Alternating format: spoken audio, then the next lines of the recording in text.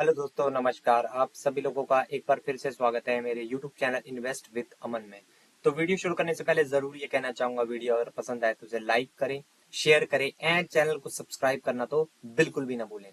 तो चलिए आज एक और Q3 नंबर को हम यहाँ पे चेक कर लेते हैं। एंड उस कंपनी का नाम है एस्ट्रा लिमिटेड। काफी फेमस कंपनी है ये एंड काफी अच्छी भी है, लेकिन एक मिड कैप कंपनी है तो इसमें वॉलेटिलिटी उसी हिसाब से हो सकती है। और पिछले 5 साल में भी देखें तो एक भारी गिरावट इस शेयर में पिछले कुछ दिनों से चल रही है, लेकिन फिर भी 5 साल में लगभग 125% के रिटर्न हैं। एंड आप एक ईयर का चार्ट देखे तो 22% क्रैक हो चुका है। एंड टॉप लेवल से देखे लगभग 40% यहाँ पे ये स्टॉक जो है अपनी वेल्थ यहाँ पे खो चुका है, और वेल्थ यानी कि डुबा भी चुका है, ऐसा भी आप कह सकते हैं।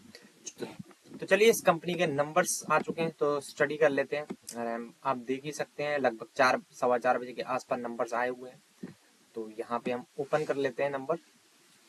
तो यहाँ पे मैंने नंबर्स ओपन करके रखे हुए हैं। ठीक है, ये इन्वेस्टर प्रेजेंटेशन था, रिजल्ट भी यहाँ पे एक बार कर लेते हैं। ठीक है, तो यहाँ पे हमें सीधा कंसोलिडेटेड नंबर्स देखने हैं और नंबर्स को यहाँ पे चेक कर सकते हैं। सीक्वेंस दिसंबर 2024, सितंबर 2024, दिसंबर 2023। तो टोटल इनकम की बात करें वो है इस बार 14,088। 3 महीने पहले थी 13,792। एक साल पहले थी 13,766। तो आप देख सकते हैं इनकम में यहाँ पे कंपनी ने काफी अच्छा परफॉर्मेंस यहाँ पे जरूर दिखाया है। ग्रोथ दिख रही है, ईयरली हो या क्वार्टरली, हालांकि बहुत बड़ी ग्रोथ नहीं है, बहुत ही कम है, लेकिन पिछले कुछ क्वार्टर से जिस तरह के नंबर्स आ रहे थे कंपनी के, एकदम खराब नंबर, उसके हिसाब से अगर देखा जाए तो ठीक ठाक ही यहाँ पे रेवेन्यू कंपनी ने कमाया है। उसके बाद एक्सपेंसेस की बात करें, खर्चों की बात करें, वो है 12,545। 3 महीने पहले थे 12,304 एंड एक साल पहले थे 12,227। तो ठीक है, प्रॉफिट निकालने के लिए हमें रेवेन्यू में से एक्सपेंसेस को माइनस करना पड़ेगा। तो profit from ordinary activities before share of loss of joint ventures and tax की बात करें तो वो है 1543 इस बार का। 3 महीने पहले थे 1488 और एक साल पहले था 1539, यानी कि ईयरली एकदम फ्लैटिश। क्वार्टरली भी मैं इसको एकदम से फ्लैटिश ही परफॉर्मेंस कहूंगा, लेकिन हाँ पिछले जो 2-3 क्वार्टर्स हैं उनसे काफी अच्छा परफॉर्मेंस यहाँ पे जरूर कंपनी ने दिखाया है। उसके बाद सीधा ईपीएस की बात करें तो वो भी आप देख सकते हैं 4.25, 4.10, 4.23। अच्छा, नेट प्रॉफिट हम शायद बताना भूल गए, तो ठीक है। नेट प्रॉफिट जो आपको टीवी न्यूज चैनल वेबसाइट्स पे अपडेट होते हुए देखने को मिल जाएगा, वो है इस बार का कंपनी का 1126। 3 महीने पहले था 1,087 एंड एक साल पहले था 1,133। तो ईयरली फ्लैट है, क्वार्टरली हल्की सी जंप है। ठीक है, उसका कंपनी का सेगमेंट वाइज रेवेन्यू देख लेते हैं। तो प्लम्बिंग से इन्होंने कमाया है 9,901। 3 महीने पहले था 9,664 और एक साल पहले था 9,981। तो क्लियर कट यहाँ पे ठीक ठाक परफॉर्मेंस प्लम्बिंग बिजनेस ने किया है। हालांकि यहाँ पे डिक्लाइन नहीं दिखा है, कम से कम अपटिक है, लेकिन हालांकि बहुत बड़ा अपटिक नहीं है, लेकिन ठीक है, फिर भी पिछले क्वार्टर से अच्छे नंबर्स हैं। पेंट एंड एडेंसिव्स की बात करें तो 4,069, 4,040, 3,700 की सेम परफॉर्मेंस यहाँ पे भी है। कंपनी ने एटलीस्ट ग्रोथ यहाँ पर दिखाई है। ठीक है, उसके बाद सीधा जंप कर लेते हैं। आप इन्वेस्टर प्रेजेंटेशन भी यहाँ पे चेक कर सकते हैं। यहाँ पे आपको परसेंटेज के टर्म में दिख जाएगा कि अगर क्वार्टर के ईयर ऑन ईयर बेसिस देखें तो 2% के रेवेन्यू ग्रोथ हुई है। एबिटा की बात करें 9.3% से बढ़ा है। नेट पैट की बात करें तो वो 7.5% के आसपास बढ़ते हुए देखने को जरूर मिल रहा है। तो यहाँ पे कंपनी ने डिसेंट परफॉर्मेंस दिया है। ठीक है, प्लम्बिंग बिजनेस की बात करें तो यहाँ पे आप देख सकते हैं रेवेन्यू का कैसा हाल रहा है, फ्लक्चुएटिंग मैनर में रहा है। ठीक है, लेकिन यहाँ पे पेंट्स एंड एडेंसिव्स में 9.4% की जंप है। ठीक है, एंड सेगमेंट एबिटा की बात करें वो भी 3.6 है। ठीक है, तो अच्छे नंबर्स यहाँ पे पिछले 2-3 क्वार्टर से जिस तरह से बुरी हालत चल रही थी कंपनी के, उसके अगेंस्ट में यहाँ पे अच्छे नंबर मैं जरूर कह सकता हूँ। उसका रेवेन्यू फ्रॉम ऑपरेशंस आप देख सकते हैं 9 मंथ का है ये।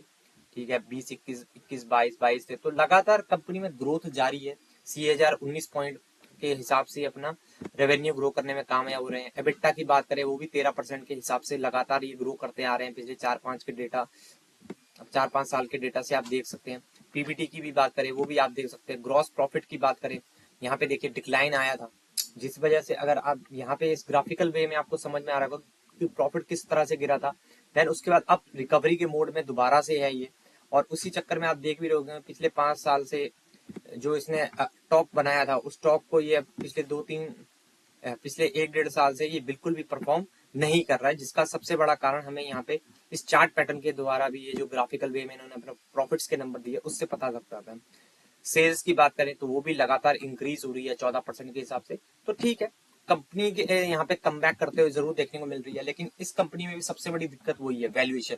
इस कंपनी का वैल्यूएशन हमेशा आपको हाई देखने को मिलेगा, 75 का पी है, तो छोटा मोटा पी रेशो नहीं है, ठीक है। इंडस्ट्री पी 33 का है सिर्फ, पैग रेशियो भी 3.40 का है। प्राइस टू बुक के हिसाब से भी देखेंगे तो स्टॉक का 11 है, इंडस्ट्री पी 3-3.25 के आसपास है, ठीक है। पी रेशो भी अगर आप देखें 5 साल का, तो इसका पी हमेशा हाई रहता, लेकिन हाँ ऑल टाइम हाई से काफी लो पे है। एक टाइम पे ये 134 के पी पे भी थी, अभी कुछ टाइम पहले ये 100 के पी के ऊपर से, लेकिन अब पी थोड़ा सा कूल डाउन हुआ है। लेकिन हालांकि अभी भी स्टॉक जो है काफी महंगा जरूर यहाँ पर देखने को मिल रहा है। इसके कॉम्पिटिटर भी आप देख सकते हैं, सारी मिड कैप कंपनीज है ये, पाइपिंग सेक्टर में कंपनी जितनी भी है। पिछले 4-5 क्वार्टर के नंबर देखेंगे तो ये देखिए 95, फिर 206, फिर 206 से सीधा प्रॉफिट आधा हो गया 119, फिर 132, फिर सीधा 113, फिर 181, फिर 120, फिर 109। इसी वजह से आप देख रहे हैं कि चार्ट पैटर्न में आप पिछले 1 साल से इस स्टॉक की लगातार पिटाई होते हुए देखने को मिल रही है। लेकिन हाँ, बैलेंस शीट वगैरह अगर आप चेक करेंगे,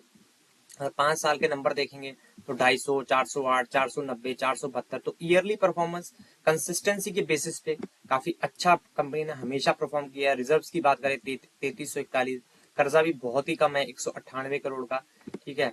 उसका कैश फ्लो की बात करें तो नेट कैश फ्लो भी इन हैंड भी 80 करोड़ के आसपास है। शेयर होल्डिंग पैटर्न भी देख सकते हैं, 54% की हिस्सेदारी, एफआईएस के बाद 21, डीआईएस के बाद 14.25%, पब्लिक के बाद भी 10-11% के आसपास की हिस्सेदारी है।